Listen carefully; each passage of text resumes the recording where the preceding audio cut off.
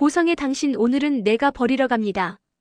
병원 대강당 한가운데 수술 설명을 하겠다던 자리가 기자들로 꽉 차 있었어요. 하늘재단 이사장이 단상에 서서 침착한 얼굴로 아들 이야기를 꺼냅니다. 제 아들은 지금 응급수술을 앞두고 있습니다. 어머니로서 할 수 있는 건 모든 걸 다 거는 일뿐이죠. 카메라 셔터 소리가 터지고 마이크들이 일제히 앞으로 밀려듭니다. 간이식 진행 상황, 공여자, 수술 시기. 질문은 전부 아들을 살리는 엄마 프레임을 향해 쏟아져요. 그때 뒤쪽 문이 쾅 열립니다. 헐렁한 코트 차림의 한 여자가 손에 휴대폰과 두꺼운 서류 봉투를 들고 걸어 들어옵니다. 얼굴은 잔뜩 굳어 있는데 눈빛만은 이상하게 또렷했어요. 그 여자가 단상 쪽으로 다가가더니 마이크를 뺏듯이 잡고 이렇게 말합니다. 저 이 사람한테 한번 버려진 딸입니다. 그리고 오늘은 재간까지 가져가려는 엄마 얘기를 하려고 왔어요. 순간 강당이 얼어붙어요. 기자들의 눈이 이사장과 그 여자 사이를 정신없이 오갑니다. 여자는 휴대폰 화면을 한번 눌러서 녹음 파일 재생 버튼을 누릅니다. 먼저 어제 감나무 아래에서 들은 얘기부터 같이 들으시죠. 할머니의 갈라진 목소리가 스피커를 타고 강당을 가득 메웁니다. 둘을 한꺼번에 보육원에 버려놓고 불나기 전에 와서는 아들만 데려갔지. 딸애는 그대로 두고 갔어. 기자들이 술렁이고 플래시가 미친 듯이 터지기 시작합니다. 여기는 이날 하루의 마지막 장면이에요. 이 상황이 어떻게 시작됐는지는 바로 전날 밤 오래된 감나무 아래로 시간을 조금 돌려봐야 합니다. 그녀는 오래전에 다 타버렸다는 옛 보육원 자리를 찾고 있었어요. 지도에도 제대로 안 나오는 동네, 낡은 골목 끝, 그 앞에 혼자 우두커니 서 있었던 건 감나무 한 그루뿐이었죠. 마치 시간을 혼자 다 견디고 서 있는 것 같은 나무였어요. 함께 온 남자는 조심스럽게 그녀 옆에 서 있었습니다. 사랑하는 사이지만 이날만큼은 연인이라기보다 옆에서 진실을 지켜보는 증인 같은 얼굴이었어요. 둘은 동네의 나이 많은 할머니를 찾아가 옛날 보육원 이야기를 꺼내봅니다. 처음엔 할머니도 그냥 동네 옛날 얘기하듯이 웃으면서 떠올리죠. 이 감나무가 벌써 60년도 넘었어. 내가 시집 올 때도 그 자리에 있었지. 그녀가 조심스럽게 묻습니다. 그때 이 근처에 보육원도 있었죠? 혹시 남녀 아이 둘이 같이 지내던 거 기억나세요? 할머니는 생각난다는 듯 손뼉을 한번 칩니다. 아이고 그 둘. 맨날 손잡고 다니던 남자애, 여자애 있었지. 키도 똑같아서 내가 처음엔 쌍둥이인 줄도 몰랐어. 심장이 쿵 하고 내려앉아요. 그녀가 한 번 더 묻습니다. 불난 날에도 둘이 같이 있었어요? 할머니의 대답은 아주 분명했습니다.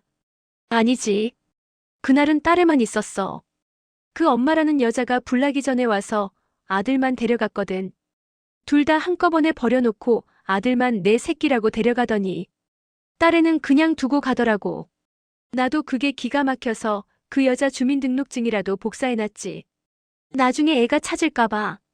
그녀는 그 말을 들으면서 이미 알고 있던 퍼즐 조각들이 머릿속에서 한자리에 딱 맞춰지는 느낌을 받습니다. 자신이 버려진 날의 기억 감나무 같이 있던 어떤 작은 손. 그리고 보육원이 불타던 날. 그녀는 이 모든 얘기를 녹음해두고 그날 밤 변호사와 마주 앉아 파일을 재생시킵니다. 할머니의 증언, 보육원 화재 기록, 쌍둥이 위탁 서류. 변호사는 고개를 끄덕이며 말하죠. 이 정도면 그 사람한테 엄마라는 이름을 계속 달아줄 필요는 없을 것 같네요. 그녀는 그날 밤 하나를 결정합니다. 버린 사람에게 자신의 간을 줄 생각은 없다는 것. 그리고 한 번도 제대로 책임지지 않았던 엄마를 세상 앞에 끌어내겠다는 것. 다음 날 그녀는 재단 이사장 앞에 서게 됩니다. 서류를 들고 마음을 굳게 먹은 채로요. 상대는 여전히 침착한 얼굴로 언제나처럼 엄마 톤을 꺼내듭니다. 간이식이 두려워졌구나. 그럴 수 있어. 그래도 내 동생을 살릴 수 있는 사람은 너밖에 없잖니. 그녀는 차갑게 웃습니다. 이해하시면 간이식 안 해도 되겠네요. 저 간 안 드릴 거예요. 상대의 얼굴이 굳어갑니다. 그제야 감춰둔 본색이 조금씩 드러나죠. 누구 덕에 여기까지 컸는지 기억은 하니? 내가 지금 누리는 삶이 그냥 생긴 줄 알아. 그녀는 더 이상 흔들리지 않아요. 그때 둘을 보육원에 버려놓고 불나기 전에 와서 아들만 데려간 엄마가 이제는 버린 딸 간까지 가져가겠다고 나오셨죠. 감나무 아래에서 다 들었어요. 그날 주민등록증 복사해달라고 했던 얘기까지요. 이제 꿈 같은 추측이 아니라 서류와 증언이 있는 현실이었어요. 밤에는 그런 결정이 너무 과한 게 아닌가 싶다가도 낮에 상대를 마주하면 지금이라도 그에게서 엄마라는 단어를 뺏어오고 싶어집니다. 그래서 결국 선택은 한 가지였습니다. 조용히 합의하고 간 조금 떼어주고 엄마와 딸인 척 웃으며 사는 길이 아니라 버려진 기록을 다 꺼내어 그 사람을 엄마 자리에서 끌어내리는 길. 그녀는 두 번째 길을 고릅니다. 한편 병원과 재단은 또 다른 계산을 하고 있었어요. 의사들은 숫자를 얘기합니다. 수치가 떨어지고 있다, 시간이 없다. 엄마는 돈과 권력을 얘기합니다. 후원금, 이사회, 병원 이미지, 언론. 누군가에게는 한 사람의 생명이고 누군가에게는 재단의 체면이고 누군가에게는 평생 처음으로 자기 편을 들어줘야 하는 순간이기도 했습니다. 그녀 곁에 있는 남자는 사랑하는 사람 하나 지키고 싶다는 마음으로 같이 뛰고 있었지만 그 역시 이 싸움에서 완전히 자유로운 입장은 아니었어요. 그녀가 버려졌을 때 데려가진 쪽의 인생을 살아온 사람. 언제나 더 나은 쪽을 선택해서 살아온 집안, 그 한가운데 있던 사람이었으니까요. 그래서 그는 묻습니다. 이렇게까지 해야 돼? 혹시 나중에 내가 더 아플까봐 겁나서 그래. 그녀는 아주 담담하게 대답합니다. 오빠도 알잖아요. 그 사람한테 나는 딸이기 전에 맞는 간이었어요. 이제는 그걸 있는 그대로 보여줄 거예요. 그 말은 결국 함께 불 속으로 들어가자는 선언이기도 했습니다. 감나무 앞에서 한 아이만 데려갔던 삶을 뒤집어서 이번엔 둘이 같이 타보자는 말이었어요. 그날 오후 오래된 보육원에서 온 상자 하나가 그녀 손에 들어옵니다. 화재 당시 누군가 목숨 걸고 건져냈던 기록 조각들. 그 안에는 이미 모든 답이 다 들어있었어요. 쌍둥이 위탁 날짜, 친모 이름과 주민번호, 주소, 서명. 그리고 일주일 후에 기록된 한 줄. 남아 친모인 수. 이름도 없이 여아타원 전원이라고만 적힌 또 다른 줄. 하지만 실제 전원 기록은 어디에도 남아있지 않았어요. 버린 아이, 지워진 기록. 그리고 지금 눈앞에서 간이식 서류를 내밀고 있는 사람이 바로 그때 그 이름이라는 사실. 이제 서류도 증언도 기억도 모두 한 사람을 가리키고 있었습니다. 병원 강당, 긴급 브리핑이라는 이름으로 준비된 자리. 이 자리는 원래 아픈 아이를 살리기 위한 엄마의 호소를 보여주기 위한 무대였어요.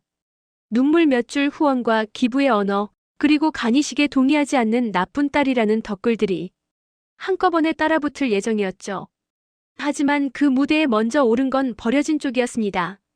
그녀는 기자들 앞에서 녹음 파일을 틀고 보육원 서류를 들어보이며 이렇게 얘기합니다.